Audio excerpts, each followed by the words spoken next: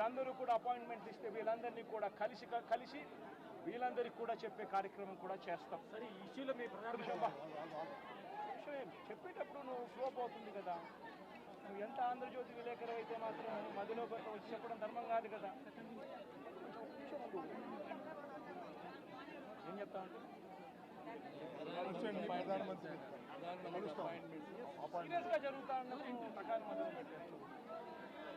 వీళ్ళందరూ కూడా అపాయింట్మెంట్ ఇస్తే వీళ్ళందరినీ కూడా కలిసి వీళ్ళందరికీ కూడా చెప్పే కార్యక్రమం కూడా చేస్తాం. సరే ఈ ఇష్యూలో మీ ప్రధాన విషయం చెప్పేటప్పుడు నువ్వు ఫ్లో పోతుంది కదా. నువ్వు ఎంత ఆంధ్రజ్యోతి విలేకరు అయితే మాత్రం మధ్యలో వచ్చి చెప్పడం ధర్మం కాదు కదా.